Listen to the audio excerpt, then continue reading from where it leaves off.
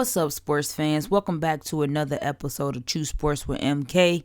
I'm your host, yours truly, MK, and we are back with another episode. Now, guys, the LA Lakers had me on pins and needles in that play-in matchup against the Minnesota Timberwolves. I didn't know if they were going to win it or lose it. I was all over the place, okay? They started off being down by 20 points in the first half.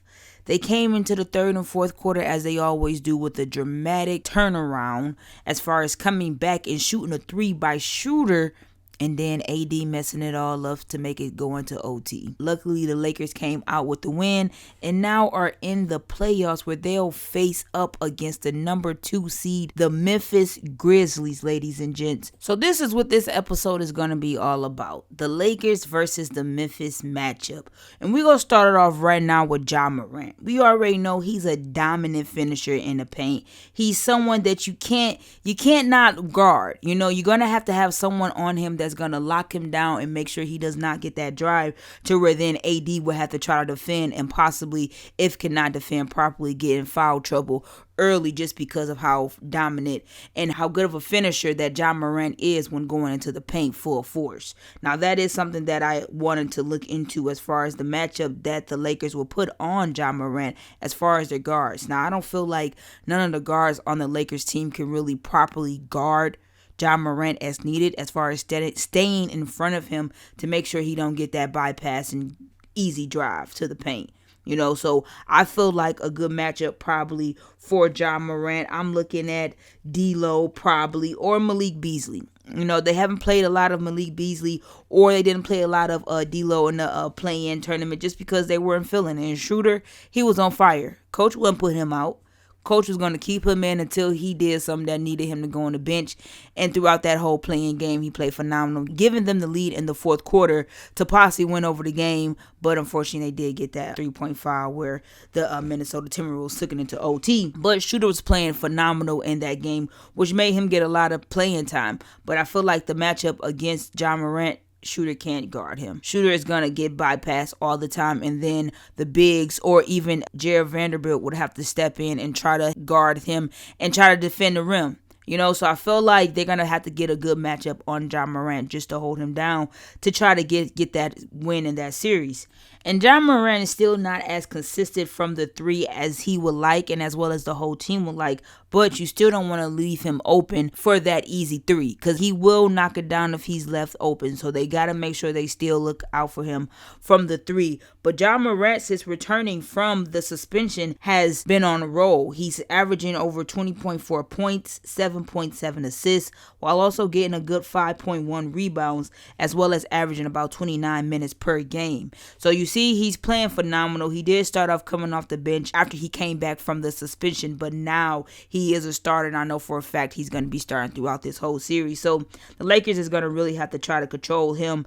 And like LeBron said in his interview when they was asking him questions after that win in the play-in, he gave a breakdown of everything they're going to be looking out, and he did his homework on the Memphis Grizzlies. And I feel like that's what they need to do. You're coming in as the underdog team, but a lot of people are actually saying that you guys may win, but they're still an underdog team. You're not a for sure win against this team because they're number 2 and you guys are number 7.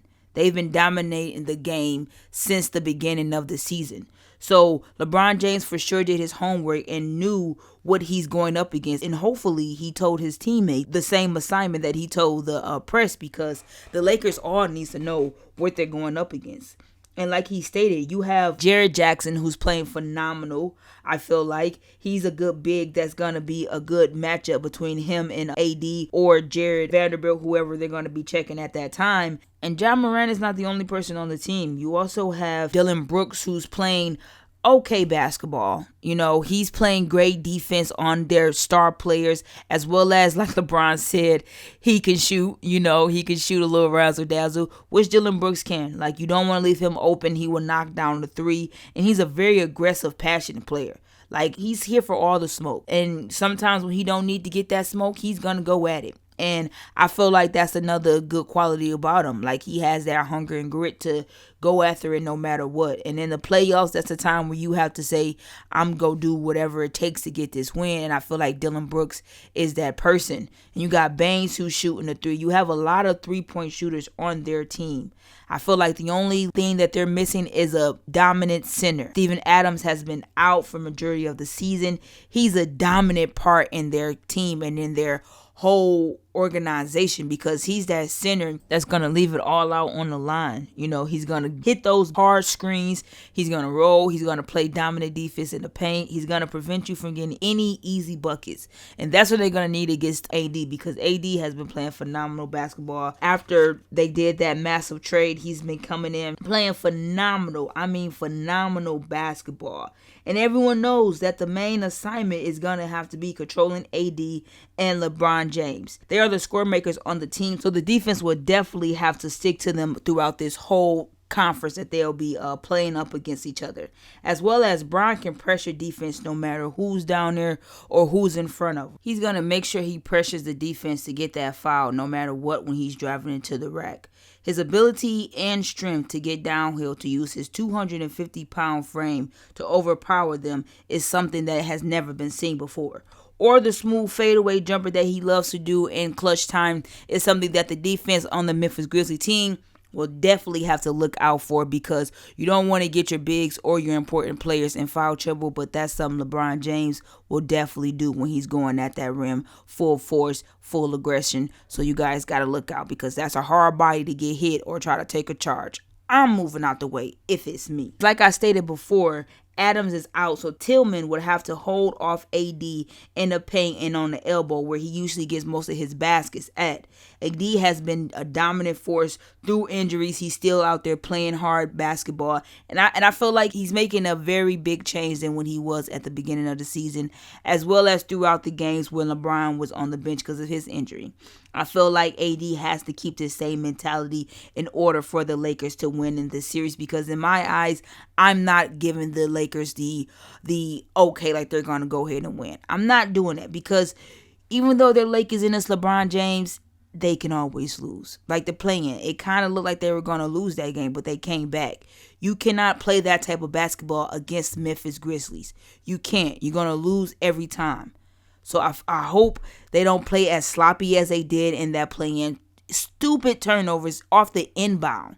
Like they can't play like that against Memphis Grizzlies. It's not gonna happen.